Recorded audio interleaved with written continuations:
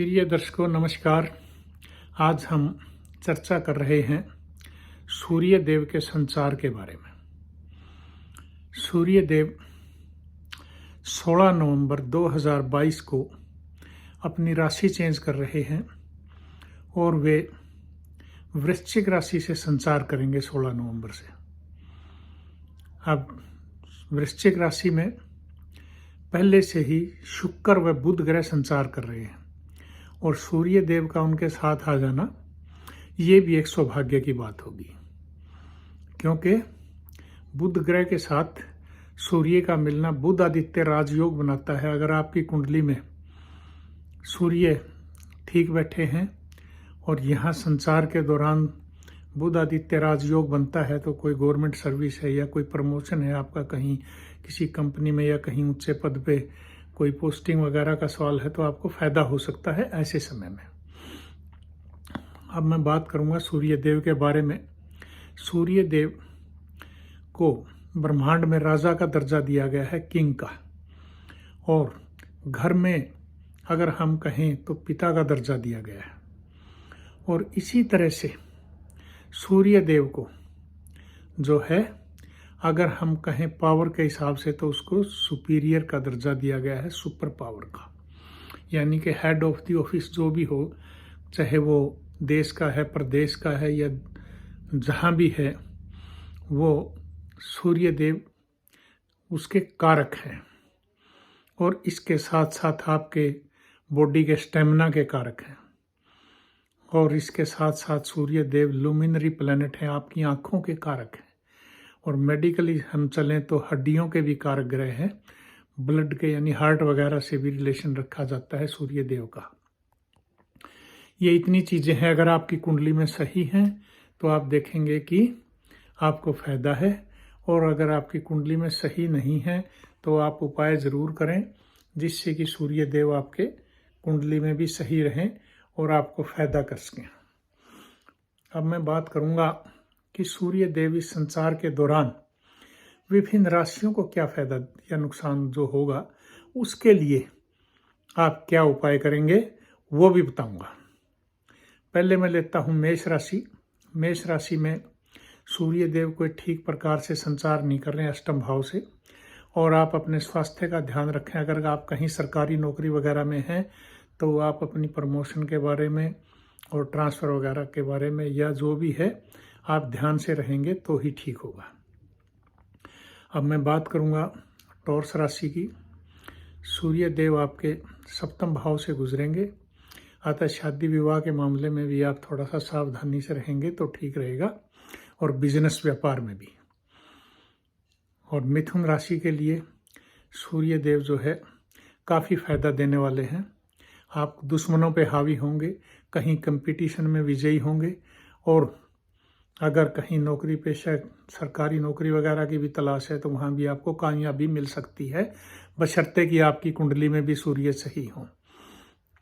कर्क राशि के जातकों के लिए एजुकेशन में आप कोशिश करेंगे तो फायदे में रहेंगे। इसी तरह से औलाद संतान के लिए भी आप कोशिश करेंगे तो वो कामयाब हो सकते हैं। अब बात करूं मैं सिंह राशि की, तो जो है जैसे मैंने बताया कि आप संतान वगैरह के लिए और पीछे उसी तरह से आपको फ़ायदा होगा। इसी तरह से आपको मैं बताना चाहता हूँ कि सूर्य देव आपके चतुर्थ भाव में बैठकर आपको पावर के आपके यानी 10वें घर को देख रहे हैं तो पावर वगैरह से रिलेट करवाते हैं। और कन्या राशि के जातकों के लिए मैं कहना चाहूँगा कि ये समय आपकी संचार के लिए बहुत अच्छा है। आपको पदोन्नति वगैरह के योग हैं, सरकारी नौकरी या दूसरी नौकरी के भी योग हैं। इसके साथ साथ आप कोशिश करेंगे तो व्यापार वगैरह में भी फ़ायदा उठा सकते हैं और एजुकेशन में भी। तुला राशि के जातकों के लिए आप थोड़ा सा कुटुंब परिवार में ठीक ढंग से बना के रखेंगे, वाणी पे कंट्रोल करके चलेंगे तो ठीक रहेगा। आंखों का ध्यान जरूर रखिएगा ऐसे समय में। वृश्चिक राशि के जातकों जहाँ से सूर्य देव गुजर रहे हैं तो आपको कॉन्फिडेंस लेवल हाई होगा, मगर एग्रेसिव ना हो और संयम से चलेंगे, कैलकुलेशन से चलेंगे तो बहुत फायदे में रहेंगे। धनु राशि के जातक ये समय संभल के चलने का है, व्यर्थ खर्चों का नहीं है।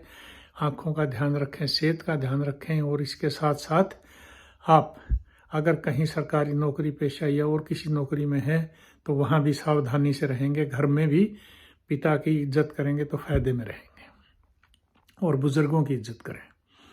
इसी तरह से मकर राशि के जातकों के लिए बहुत अच्छा समय है। आप नौकरी पदोन्नति में के यहाँ पे फ़ायदा उठा सकते हैं और इसी तरह से अच्छे दोस्तों से, ऊंचे दोस्तों से संबंध भी बना सकते हैं। कुंभ राशि के जातक आप अपनी कार्यशैली पे अच्छा कार्य करेंगे तो आपको बहुत फ़ायदा होगा। प्रमोशन वगैरह के योग भी आपके काफ़ी अच्छे हैं। मीन राशि के जातकों के लिए यह समय भाग दौड़ के लिए है और यात्राओं के में परेशानी आ सकती है। अतः ऐसे समय में आप कहीं जो भी कोशिश हो वो मेहनत से करेंगे तो ही फायदा मिलेगा और धर्म स्थान पे जाएंगे तो फायदे में रहेंगे। ये बात थी राशियों के बारे में। अब मैं बताना चाहूँगा कि सूर्य ग्रह के उपाय क्या करने हैं।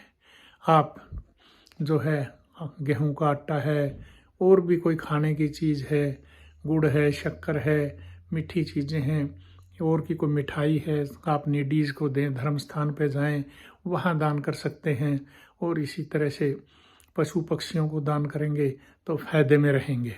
इसके साथ साथ मैं ये बताना चाहता हूँ आपको कि ऐसे समय में सूर्य देव जब वृश्चिक राशि से संचार कर रहे हैं तो ऐसे समय में क्या आप अगर आपकी कुंडली में भी सही हैं और यहाँ भी ठीक हैं तो आप फ़ायदा उठाएं, क्योंकि सूर्यदेव ब्रह्मांड के राजा हैं और आपको नौकरी पेशा जो कि आजकल बेरोजगारी की समस्या काफ़ी चल रही है उसमें आपको काफ़ी फ़ायदा हो सकता है।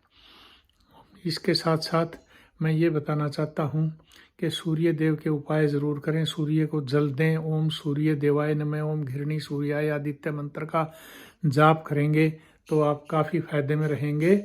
अतः सूर्य देव की उपासना करें और सूर्य देव को नमस्कार करें और सूर्य देव के प्रति श्रद्धा से